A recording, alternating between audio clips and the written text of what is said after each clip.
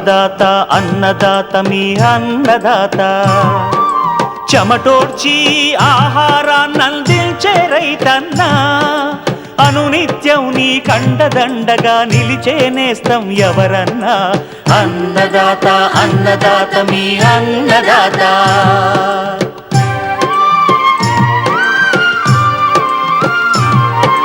నూతన రీతుల సాగుబడికి నూరింతలు పెరిగే దిగుబడికి సూచనలిచ్చే సస్య రక్షణకు పశు పోషణకి శాస్త్ర విజ్ఞానం అందించి ముందుకు నడిపే తెలుగు రైతు భారతదేశానికి మకుటం అయ్యేలా తీర్చిదిద్దే ఆశయంతో మిమ్ము మేలు కొలిపేది అన్నదాత అన్నదాత అన్నదాత మీ అన్నదాత అన్నదాత అన్నదాత మీ అన్నదాత. అన్నదాత ప్రేక్షకులకు నమస్కారం. ఈనాటి ముఖ్యాంశాలు.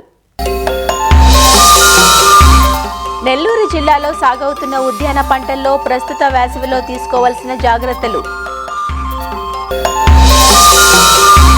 సేంద్రియ వ్యవసాయానికి ఆసరాగా దేశీ గిరిజాతి పశువుల పెంపకం, కర్నూలు జిల్లా అదోని వ్యవసాయ మార్కెట్లో పెరిగిన ప్రతి ధరలు,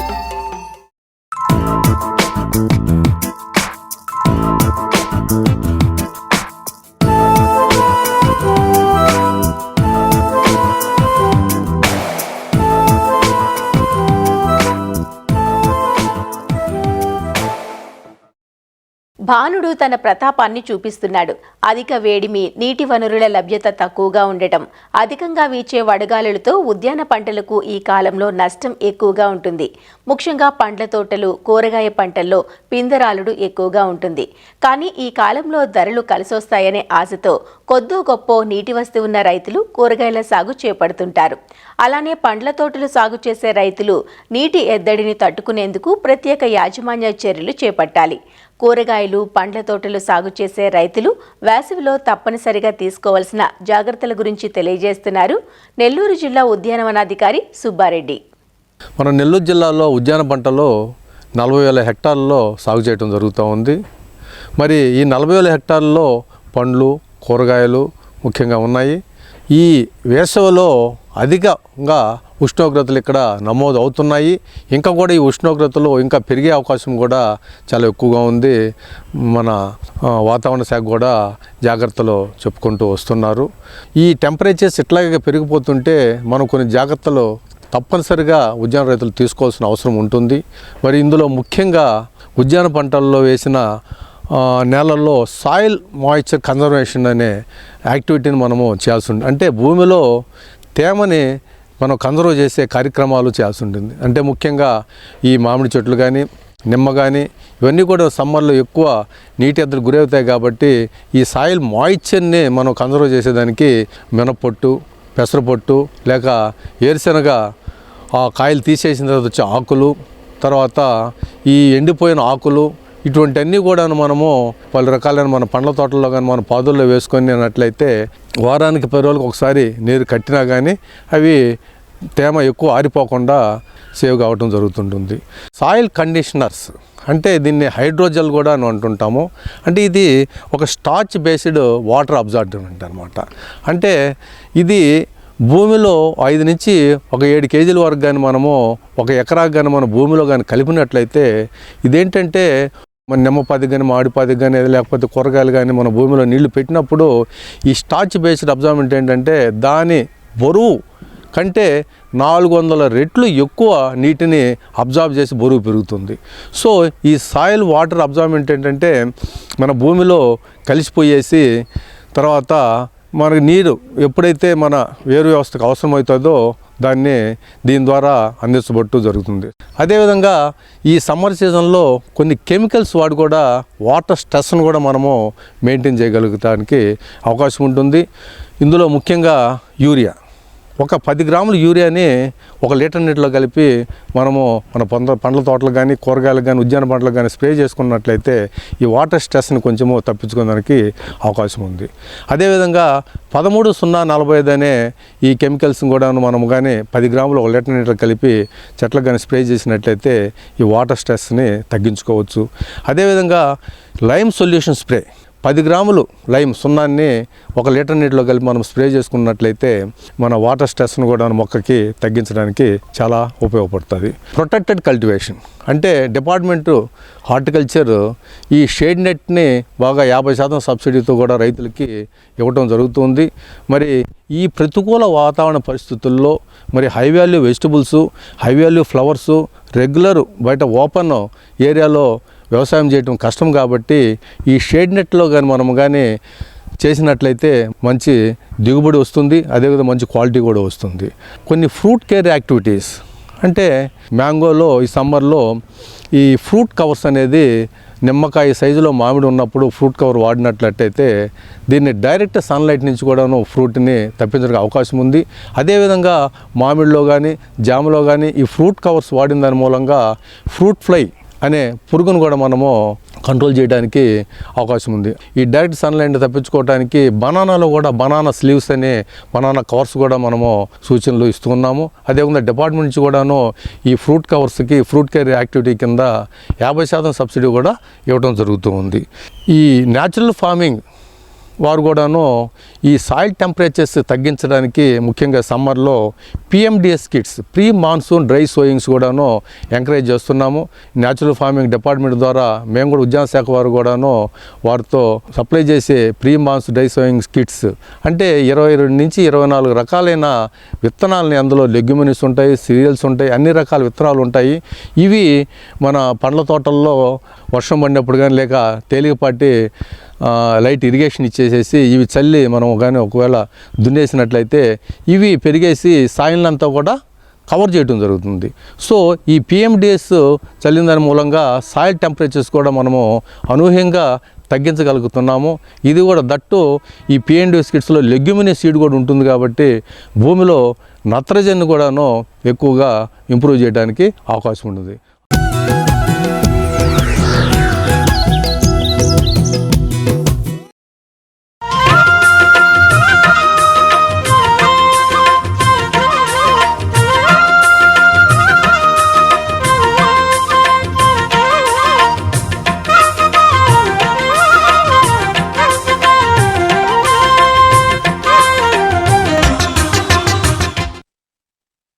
రసాయనిక ఎరువులు, పురుగు మందులతో వస్తున్న నష్టాలను చవిచూస్తున్న రైతులు చాలామంది సేంద్రియ సాగుకు మళ్లుతున్నారు. సేంద్రియ సాగులో పశుపోషణ ప్రధాన భూమిక పోషిస్తుండగా దేశీ ఆవు జాతులకే రైతులు ప్రాధాన్యమిస్తున్నారు. ఉభయ తెలుగు రాష్ట్రాల్లో దాదాపు అన్ని ప్రాంతాల్లోనూ పెంపకానికి అనువుగా ఉంటున్నాయి గిర్ ఆవులు. గుజరాత్ రాష్ట్రానికి చెందిన గిర్ జాతి ఆవులు మంచి పాల దిగుబడిని సైతం ఇస్తుండటంతో రైతులు ఆదరిస్తున్నారు. గిర్ ఆవు పాలు, పేడ, మూత్రం ఇలా ప్రతి పదార్థం విలువైనదే. సేంద్రీయ వ్యవసాయానికి ఆసరాగా ఉన్న గిర్ జాతి ఆవుల ప్రాధాన్యం గురించి ఆచార్య ఎన్జీ రంగా వ్యవసాయ విశ్వవిద్యాలయం, కర్నూలు జిల్లా యాగంటిపల్లి కృషి విజ్ఞాన కేంద్రం పశుపోషణ శాస్త్రవేత్త డాక్టర్ కృష్ణమూర్తి ఇలా వివరిస్తున్నారు. ఈ సహజ వ్యవసాయం కానీ లేదా సేంద్రీయ వ్యవసాయం చేయాలన్నప్పుడు దేశవాళీ పశువుల యొక్క వచ్చినటువంటి వాటి పేడ అయితేనేమి, వాటి యొక్క మూత్రం అయితేనేమి ఎంతో విలువైనదిగా భావిస్తున్నారు. అందువల్ల ఈ మధ్య కాలంలో చాలామంది రైతులు ఈ దేశవాళీ పశువుల పోషణ వైపు మొగ్గు చూపడం అనేటువంటిది, దీన్ని చేపట్టడం అనేటువంటిది చాలా వరకు జరుగుతుంది. అయితే ఈ దేశవాళీ పశువులకు సంబంధించి మనకు ఏ రకమైనటువంటి పశువులు అయితే బాగుంటాయని చెప్పి చూసినప్పుడు మన దేశంలో దాదాపు 45కు పైగా దేశవాళీ జాతులు ఉన్నాయి. మామూలుగా సంకరజాతి పశువులకి మోపురం అంటాం, అంటే దాన్ని ఇంగ్లీష్లో హంప్ అంటారు. ఈ మోపురం అనేటువంటిది అంతగా అభివృద్ధి చెంది ఉండదు. అదే మన దేశవాళీ పశువులు అయితే వాటిలో మాత్రము ఈ యొక్క మోపురం అనేటువంటిది బాగా అభివృద్ధి చెంది ఉంటుంది. దాంతోపాటుగా ఈ గంగడోలు అంటాం, అంటే మెడ కింద చర్మం వేలాడుతూ ఉంటుంది. అది గంగడోలు అనేటువంటిది ఈ దేశవాళీ పశువుల్లో చాలా ఎక్కువగా అభివృద్ధి చెంది ఉంటుంది. ఈ దేశవాళీ పశువులు మనకు వివిధ రాష్ట్రాల్లో వివిధ జాతులు అనేటువంటివి ఉన్నాయి. ముఖ్యంగా ఈ దేశవాళీ పశువుల్ని 3 రకాలుగా విభజించడం అనేటువంటి జరిగింది. ఒకటి పాలిచ్చేటువంటి జాతులు, రెండవది పాలిస్తూ మనకు కొంచెం వ్యవసాయానికి పనికొచ్చేటివి, అలాగే మూడవ రకము కేవలం వ్యవసాయానికి పనికొచ్చేటువంటి రకాలుగా విభజించడం అనేటువంటిది జరిగింది. మనకు పాలిచ్చేటువంటి జాతుల్లో ముఖ్యంగా ఈ గిర్ అయితేనేమి, తర్వాత సాహివాల్ అయితేనేమి, తర్వాత తార్పార్కర్ అనేటువంటిది ఈ 3 జాతులు కూడాను చాలా ఎక్కువ ప్రాముఖ్యతను సంతరించుకోవడం అనేటువంటిది జరిగింది. మనం పశువుల్లో పెంపకం అనేటువంటిది ఒక సుస్థిరమైనటువంటి ఆదాయం ఇచ్చేటువంటి వనరుగా మనం చేపట్టాల్సి వచ్చినప్పుడు మనం పాలిచ్చేటువంటి జాతుల్ని మనం ఎంచుకుంటే బాగుంటుంది. ముఖ్యంగా ఇంతకుముందు చెప్పినట్టుగా ఈ యొక్క గిరి జాతులు అయితేనేమి, తర్వాత సాహివాల్ కానీ, తార్పార్కర్ కానీ, ఈ 3 జాతులు కూడా మనం పెంచుకోవడానికి అనుకూలంగా ఉంటాయి. గిరిజాతి ఆవులు మనకు గుజరాత్ రాష్ట్రంలో మనకు లభిస్తాయి. వీటిల్లో శరీరం అనేటువంటిది విభిన్నంగా ఉంటుంది. ముఖ్యంగా చెవులు పొడవుగా ఉండడం, అలాగే కొమ్ములు వంకర తిరిగి ఉండడము, తర్వాత నుదురు అనేటువంటిది బాగా వెడల్పుగా ఉండడము, ఇటువంటి అంశాలు అనేటువంటిది మనం గిరిజాతిలో మనము చూడవచ్చు. ఈ యొక్క గిరిజాతి ఆవులు అనేటువంటివి చాలా అంటే స్నేహపూర్వకంగా ఉంటాయి. వీటి యొక్క యాజమాన్యం అనేటువంటిది చాలా సులభం. లూజ్ హౌస్ సిస్టంలో అంటే ఫ్రీగా మనం వదిలిపెట్టేసి వీటిని చాక్కోవడానికి అనుకూలంగా ఉంటాయి. ఇక్కడ మనము దేశవాళీ పశువుల్ని మనం తీసుకువచ్చినప్పుడు మనం ఏ జాతి కొనాలి అనేటువంటిది మనం ఆ ప్రదేశానికి వెళ్ళి కొంటేనే బాగుంటుంది. ఉదాహరణకి మనం గిరిజాతి కొనాలనుకున్నప్పుడు మనం గుజరాత్ రాష్ట్రంలోకి వెళ్ళి అక్కడ మనం రైతుల దగ్గర నుండి మనము చూసి ఏ పశువు అయితే మనకు ఆ యొక్క జాతి లక్షణాలు అయితేనేమి, లేక దాని పాల దిగుబడి అయితేనేమి, అన్నీ కూడా మనం చూసి కొనుగోలు చేయడం అనేటువంటి చాలా మంచిది. కానీ మనం ఈ మధ్య కాలంలో చాలామంది ఈ యొక్క బ్రోకర్లు, ఇటువంటి వాళ్ళు, వ్యాపారస్తులు మనకు ఇటువంటి దేశవాళీ పశువుల వ్యాపారం చేస్తున్నారు. సో అటువంటి వారి దగ్గర కొనుక్కునేటప్పుడు మాత్రం చాలా జాగ్రత్తలు తీసుకోవాల్సి ఉంటుంది. సో మనము తీసుకువచ్చిన తర్వాత వాటిని పెంపకం అనేటువంటి దానిలో ముఖ్యమైనటువంటిది వాటి కల్పించేటువంటి వసతి. సో ముఖ్యంగా మామూలుగా ఈ సంకరజాతి పశువుల మాదిరి కాకుండా పశువులను ఎప్పుడు కూడా కట్టేసి ఉంచకూడదు. అందువల్ల ఈ పశువుల పెంపకానికి మనము ఈ యొక్క లూజ్ హౌస్ పద్ధతి అంటారు. అంటే వాటిని ఎల్లవేళలా ఫ్రీగా అంటే మనకు స్వేచ్ఛగా తిరిగే విధంగా ఉంచాల్సి ఉంటుంది. ఎండ నుండి కానీ, తర్వాత చల్లగాల నుండి, తర్వాత వాటిని కాపాడడానికి మనము షెడ్డుని నిర్మించుకోవాలి. ఆ షెడ్డులో మనకు వాటికి దానా తొట్లు, అలాగే నీళ్లు తాగడానికి నీటి తొట్లు ఏర్పాటు చేయాల్సి ఉంటుంది. ఇలా మనం స్వేచ్ఛగా అవి తిరుగుతున్నప్పుడు వాటికి కావాల్సినటువంటి ఆహారం ఎల్లవేళ లభిస్తుంటుంది. అలాగే కావాల్సినటువంటి నీరైతేనేమి, తర్వాత వాటికి కావాల్సినటువంటి వ్యాయామము, ఇవన్నీ కూడా ఉంటాయి. అంతేకాకుండా రాత్రి వేళల్లో అవి ఈ యొక్క దోమల బారి నుండి కానీ, తర్వాత వాటి నుండి కూడా ఫ్రీగా అంటే స్వేచ్ఛగా తిరుగుతాయి. కాబట్టి వాటి యొక్క ఆరోగ్యం కూడా చాలా బాగుంటుంది. అందువల్ల ఏదైనా కానీ మనం దేశవాళీ పశువులను మనం పెంచాల్సి వచ్చినప్పుడు ఖచ్చితంగా ఈ యొక్క లూజ్ హౌస్ సిస్టంలోనే మనం పెంచితే బాగుంటుంది అనేటువంటిది మా దగ్గర కూడా మేము చూస్తున్నాం. సుస్థిర ఆదాయం అనేటువంటిది సంపాదించుకోవడానికి వీటి నుండి వచ్చేటువంటి పాలైతేనేమి, తర్వాత పేడనైతేనేమి, తర్వాత మూత్రాన్ని కానీ, వీటన్నిటిని కూడా సమర్థవంతంగా వినియోగించుకోవాల్సినటువంటి అవసరం ఉంది. అయితే ఈ యొక్క దేశవాళీ పశువుల నుండి వచ్చేటువంటి పాలు మామూలుగా చాలా వరకు ఆరోగ్యకరంగా చెప్తున్నారు. ముఖ్యంగా ఈ పాలు A2 రకానికి చెందినటువంటి పాలు కావడం వల్ల ఇవి ఆరోగ్యానికి ఎంతో మేలని చెప్పి మనకు కొన్ని పరిశోధనలు తెలుపుతున్నాయి. కాబట్టి వీటికి మామూలుగా సిటీల్లో చాలా గిరాకీ అనేటువంటిది ఉంది. హైదరాబాద్ వంటి నగరాల్లో దాదాపు 100 రూపాయల వరకు కూడా ఈ పాలు అనేటువంటిది అమ్మడం అనేటువంటిది జరుగుతూ ఉందన్నమాట. దాంతోపాటు మనం వీటి నెయ్యికి అంటే ఈ గిర్రావు పాల నుండి వచ్చేటువంటి నెయ్యికి చాలా గిరాకీ ఉంది.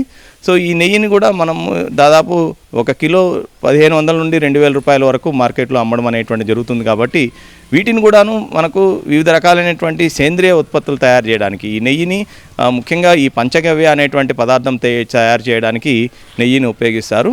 మరీ ముఖ్యంగా చెప్పాలంటే ఈ దేశవాళీ పశువుల పెంపకంలో ఈ యొక్క వాటి నుండి వచ్చేటువంటి పేడ, అలాగే మూత్రం, ఈ రెండూ కూడా చాలా విలువైనటువంటివి. ఈ యొక్క పేడ అనేటువంటి దాన్ని మనము ఈ యొక్క ఘనజీవామృతం అయితేనేమి, తర్వాత ద్రవజీవామృతము, సో ఇటువంటి సేంద్రియ ఉత్పత్తులు తయారు చేయడానికి ఉపయోగించుకోవచ్చు. అలాగే వీటిని మీకు ఏదైనా మనకు ఎక్కువ ఉన్నటువంటి పేడని మనము వానపాముల ఎరువు తయారీకి వాడుకోవచ్చు. సో ఇలా మనం సేంద్రియ వ్యవసాయం కావాల్సినటువంటి ఉత్పత్తులన్నీ కూడా తయారు చేసి మార్కెటింగ్ చేసుకోవడం ద్వారా మనకు దీని నుండి ఆదాయం కూడా పొందవచ్చు. అలాగే మూత్రం అనేటువంటిది ముఖ్యంగా ఈ యొక్క దేశవాళీ పశువుల నుండి వచ్చేటువంటి మూత్రం చాలా విలువైనదిగా చెప్తాము. సో ఈ మధ్య కాలంలో వీటి నుండి ఈ యొక్క మూత్రం నుండి వచ్చినటువంటి మూత్రాన్ని ఈ యొక్క కాచి దాన్ని చల్లార్చిన తర్వాత వచ్చినటువంటి దాన్ని అర్క్ అనేసి అంటారు. ఈ అర్కం అనేటువంటిది చాలా రకాలైనటువంటి ఆయుర్వేద వైద్యంలో ఉపయోగిస్తున్నారు. సో ఈ అర్కం అనేటువంటిది దాదాపు అంటే ముఖ్యంగా క్యాన్సర్ వంటి రోగాలను కూడా నయం చేసేటువంటి శక్తి ఉందన్నట్టుగా చెప్తున్నారు. కాబట్టి దాన్ని కూడా అలాగా మనము ఒక అర్కం అనేటువంటిది తయారు చేసి దాన్ని కూడా మార్కెటింగ్ చేసుకోవడం ద్వారా ఆదాయం అనేటువంటి సంపాదించుకోవచ్చు. ముఖ్యంగా ఈ పంటలకి ఏదైతే చీడపీడలు రాకుండా దానికి స్ప్రే చేసుకోవడానికి కూడాను ఈ యొక్క మూత్రాన్ని కూడా మనం రైతులకు అందించడం ద్వారా ఆదాయాన్ని సంపాదించుకోవచ్చు. ఇవన్నిటితో పాటుగా ఏదైతే వీటి నుండి వచ్చేటువంటి మిగిలినటువంటి ఈ యొక్క షెడ్లు కడగడం ద్వారా అయితేనేమి, తర్వాత వీటి నుండి వచ్చేటువంటి మూత్రం అంటే మిగిలిన ఈ యొక్క మూత్రము పేడ ఇవన్నీ కూడాను వృధా కాకుండా వీటన్నిటిని కూడాను ఒక కుంటలో మనము కలెక్ట్ చేసుకొని దాన్ని మనం బయో యూరియా అంటాం, అటువంటిది కూడా తయారు చేసుకోవడానికి మనం ఉపయోగించుకోవచ్చు. ముఖ్యంగా ఏదైతే పశువుల కొట్టాల నుండి వచ్చేటువంటి వ్యర్థ పదార్థాలు ఉంటాయో వాటిని పశువులకు పక్కనే ఒక చిన్న ఒక 10 అడుగుల పొడవు అలాగే 5 అడుగుల వెడల్పు ఒక 5 అడుగుల లోతు గుంటను తవ్వి దానిలో మట్టిని మనము వేసి ఆ మట్టి వీలైతే ఇసుక ఒక 2:1 నిష్పత్తిలో వేసి ఈ షెడ్ నుండి వచ్చేటువంటి వ్యర్థ పదార్థాలన్నింటినీ కూడాను అందులోకి పారేటట్టుగా చేసినట్లయితే అదంతా కూడా అందులో ఉండేటువంటి పదార్థాలన్నీ కూడాను ఏదైతే పోషకాలు ఉంటాయో అవన్నీ కూడా ముఖ్యంగా నత్రజని అయితేనేమి భాస్వరము పొటాషియము ఇవన్నీ కూడా వాటిలో నిక్షిప్తమైపోతాయి.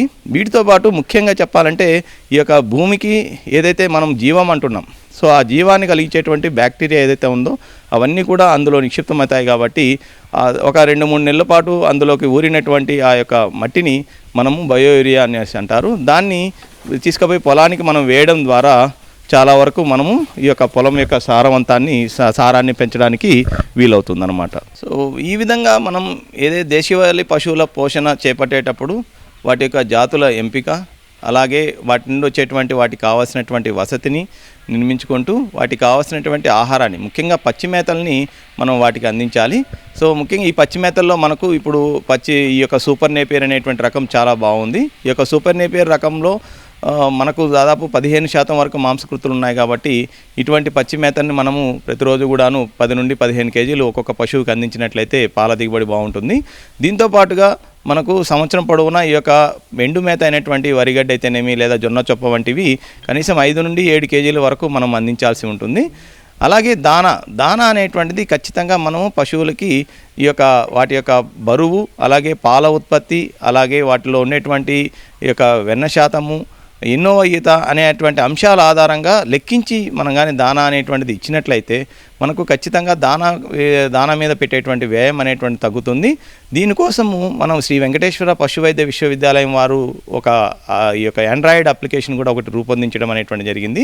సో దాన్ని రేషన్ ఫార్ములేటర్ అంటారు. సో ఈ యొక్క రేషన్ ఫార్ములేటర్ అనేటువంటి ఈ యొక్క అప్లికేషన్ ద్వారా మనం కానీ ప్రతి పశువుకు కూడాను ఎంత ఆహారం ఇవ్వాలి, ముఖ్యంగా పచ్చిగడ్డి ఎంత ఇవ్వాలి, ఎండుగడ్డి ఎంత ఇవ్వాలి, దానా ఎంత ఇవ్వాలి అనేటువంటిది క్యాలిక్యులేట్ చేసి కానీ మనం లెక్కించి కానీ మనం కానీ పెట్టినట్లయితే మనకు ఈ యొక్క పశువులకు ఇచ్చేటువంటి ఈ యొక్క మేత ఖర్చు అనేటువంటిది చాలా వరకు మనం తగ్గించడంతో పాటు దానికి కావలసినటువంటి పోషకాలన్నీ అందించడం ద్వారా పాల ఉత్పత్తి కానీ వెన్న శాతం కానీ పెరగడం అనేటువంటిది మేము గమనించడం అనేటువంటి జరిగింది. ఈ విధంగా మనం పశువుకి కావలసినటువంటి పోషకాలన్నీ కూడా అందిస్తూ ముఖ్యంగా వాటి నుండి వచ్చేటువంటి పాలైతేనేమి తర్వాత పేడ మూత్రము అన్నిటిని కూడా సమర్థవంతంగానే ఉపయోగించుకోగలిగితే మనం ఖచ్చితంగా ఈ యొక్క దేశవాళీ పశువుల పోషణ ద్వారా మంచి ఆదాయాన్ని అనేటువంటిది పొందవచ్చు.